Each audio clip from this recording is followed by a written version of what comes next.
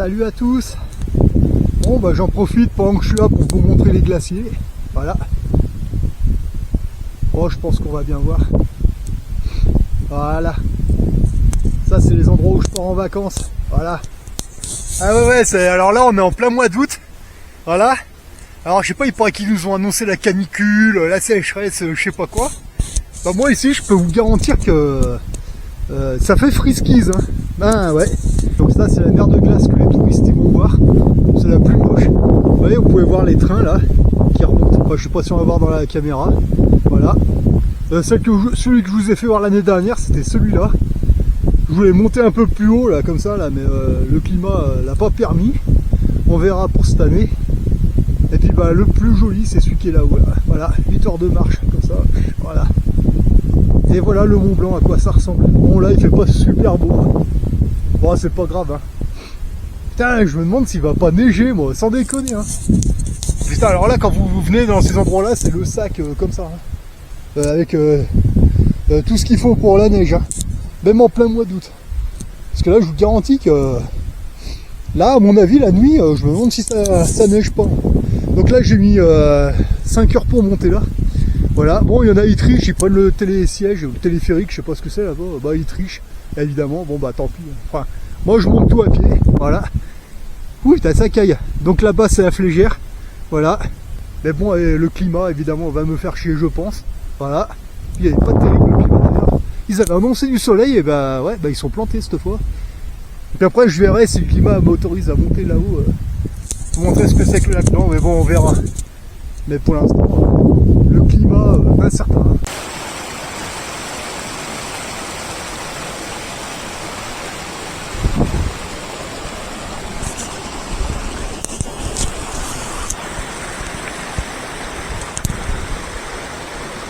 Ouh. Et ben voilà, c'est ça les vraies vacances. Bon là aujourd'hui il fait pas super beau, mais bon bah tant pis hein, ça arrive. C'est pour ça les gens ils hallucinent à chaque fois quand ils me voient faire mon sac pour partir en vacances d'été, prendre du matériel pour l'hiver, ils comprennent pas. Bah voilà pourquoi. Moi je pars dans des endroits comme ça. Voilà c'est... Bah c'est très bien ici, voilà. Au moins là, il n'y a pas les boomers, ça c'est clair, ils viennent pas nous casser les couilles ici, ça c'est sûr.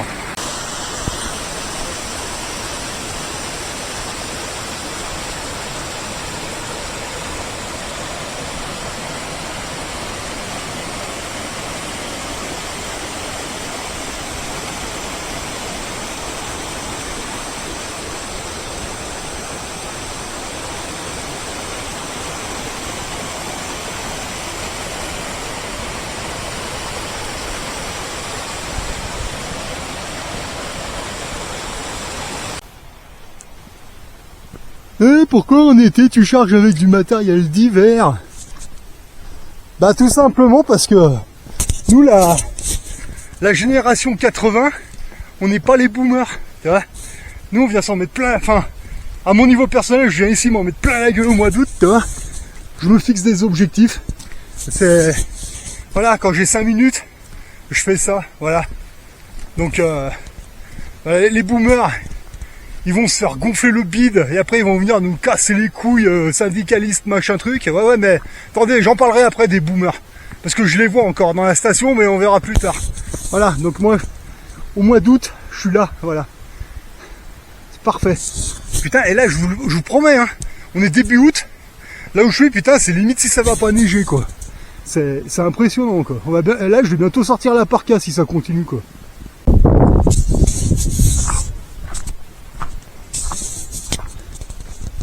Putain. Putain, on croit ça à côté, mais pas du tout, hein. Putain, c'est juste un effet d'optique en fait, hein. Putain, vous voyez la station. Putain, vous croyez qu'elle est à côté, mais en fait, ouais, elle est pas bien loin. Seulement, il y a du crapahutage, quoi, c'est tout. Voilà. Oh putain. Ah, mais ça a carrément neigé là, d'accord, ok.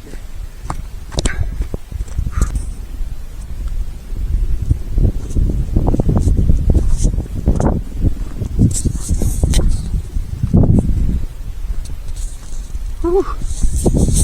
Allez, bientôt arrivé à la station de la Fégère. Putain, ça fait chier parce que il y a un rayon de soleil, ça tape. Ouais, mais le problème c'est qu'il y a un vent froid qui vient en même temps, donc en fait c'est à la fois l'été et l'hiver ici.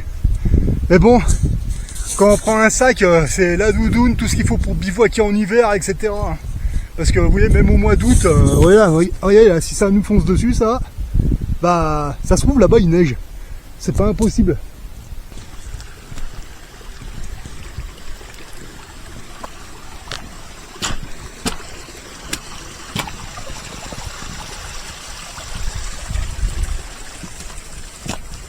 Plus on se rapproche des stations qui fonctionnent, ben plus on voit les nounours. Voilà, la masse, la populace quoi. Et c'est marrant parce que sur les sentiers, moi je croise pas grand monde. Hein. Alors, par contre, dès qu'il y a de la station et de la buvette, là ils sont tous là. Là il n'y a pas de problème. Hein. Et voilà, je vous montre à quoi ça ressemble les stations en été. Voilà. Quand il n'y a pas de neige. Enfin, quand il n'y a pas de neige. Disons que là, il n'y en a pas trop, quoi. Voilà.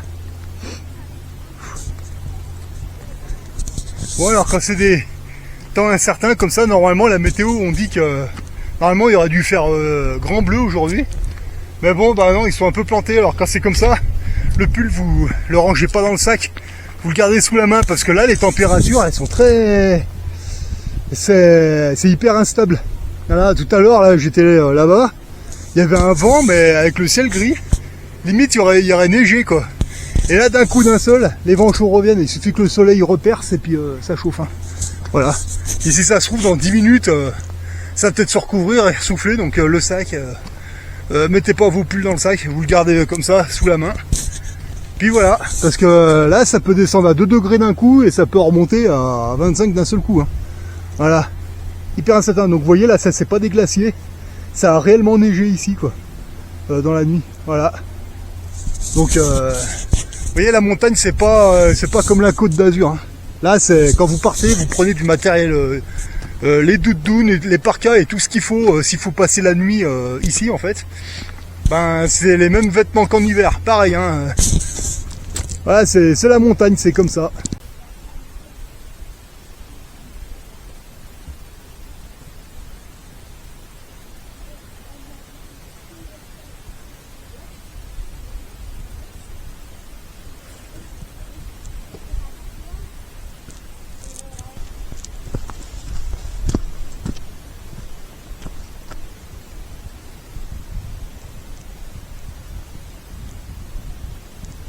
Déjà, j'essaierai déjà de m'en approcher le plus possible déjà.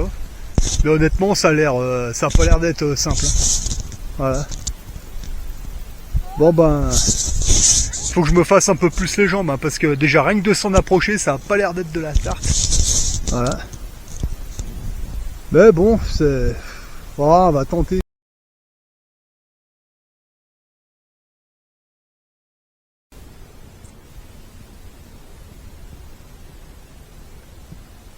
Tu vois ?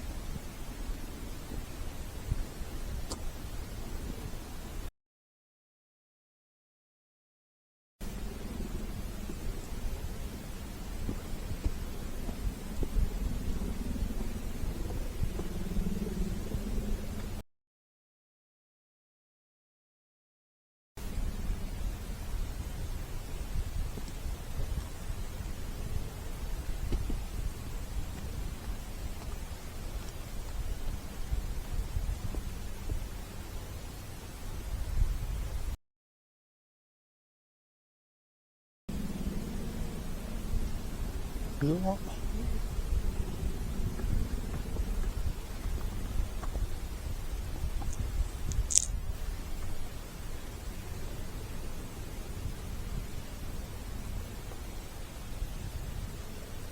Bonjour.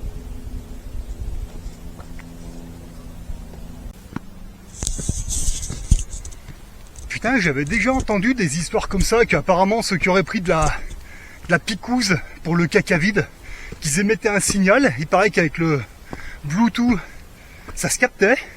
Moi, je sais pas, j'ai jamais vu de mes yeux en fait. Et par contre, là, je viens de m'apercevoir que la radio là, eh ben, elle capte un truc sur certaines personnes, mais pas sur tout le monde. Il y en a, ça émet un signal plus ou moins fort, mais trop faible pour émettre un bruit en fait, mais suffisamment puissant pour que la radio elle capte un truc. Mais c'est sur certaines personnes, pas sur toutes. C'est hallucinant. Au début, moi, je croyais que c'était non. Mais en fait, si. Tout à l'heure, je suivais des Allemands, ça mettait un message irrégulier. Après, devant moi, il y avait des Anglais. J'avais rien du tout. Et en fait, ça dépend des gens. Il y en a certains qui émettent réellement un signal. C'est pas des conneries. Moi, j'en revenais même pas, quoi. C'est hallucinant. Alors moi, je me disais, tiens, c'est peut-être les iPhones ou tout. Non, ça peut pas être les iPhones parce qu'en ville, ils en ont tous un. La radio, elle capte rien. Non, mais non, c'est pas les iPhones. Il y a vraiment des gens qui émettent un signal. Là, j'avoue, là, je suis sur le cul, là. Je sais pas quoi dire. Là.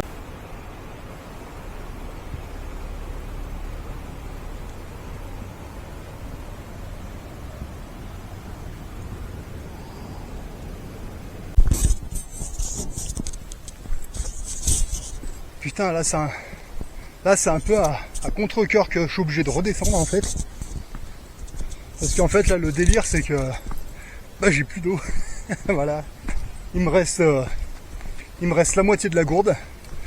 Et le problème, c'est que comme il n'y a pas de point d'eau sur ce point-là, la gourde est trop petite, donc il faut que j'en récupère une un peu plus grande. Et il faudra que je revienne plus tard. Voilà. Parce qu'il faut savoir que quand vous êtes en montagne comme ça, l'eau, c'est important. Et en fait, quand vous êtes sur votre réserve, c'est quand vous êtes à la moitié de la gourde. Parce qu'il y en a une partie qui doit servir pour la soupe du soir, avant d'aller vous coucher. Et il y en a une partie qui doit servir pour le café de demain matin, pour avoir un truc chaud dans le ventre. Voilà, avant de repartir. Mais le problème, c'est que ce sentier-là, je connais pas du tout. Donc en fait, quand on connaît, puis qu'on sait qu'on connaît à peu près les points d'eau, même si c'est des petits ruisseaux à la con, on peut se permettre de taper un peu plus, parce qu'on sait qu'il y a ça là-haut. Mais là, je connais pas du tout. Donc, allez, on redescend. Mais bon, moi je suis pas un chameau, je bois beaucoup d'eau en fait. Moi, je peux passer des heures. Le maximum que j'ai fait, moi, c'est 3 jours sans bouffer en fait. Ou 4, je me rappelle plus, mais j'ai passé quelques jours sans bouffer, mais par contre, j'ai bu des litres et des litres de flotte. Voilà. Mais le problème, c'est que là, il y a pas d'eau. Et pour moi, ça, c'est le principal. La bouffe, je peux m'en passer quand je fais ce genre de choses. Mais l'eau, c'est vital. Et le problème, c'est que là, un petit ruisseau à la con, même un truc où ça pisse, ça suffit pour remplir une gourde. Mais là, non. Et bon, voilà, quand j'ai vu qu'il y avait vraiment pas de point d'eau, ça contre-cœur, mais des fois, bon, faut faire demi-tour. Aller chercher du matériel un peu plus qu'on a besoin, en fait. Donc là, le problème que j'ai eu, c'était, voilà, pas d'approvisionnement en eau. Et on va dire que ma réserve est pas assez grande. Voilà, donc je vais retenter ça. C'est bon, j'ai le temps, j'ai encore quelques temps, pas de soucis. J'aime pas faire demi-tour. Mais là, bon, je fais pas demi-tour parce que j'en ai marre. Non. Je fais demi-tour parce que, voilà, pour des raisons de flotte. Voilà. Bon, ça fait chier, mais bon, tant pis. La prochaine fois, j'aurai une gourde plus grande et puis voilà.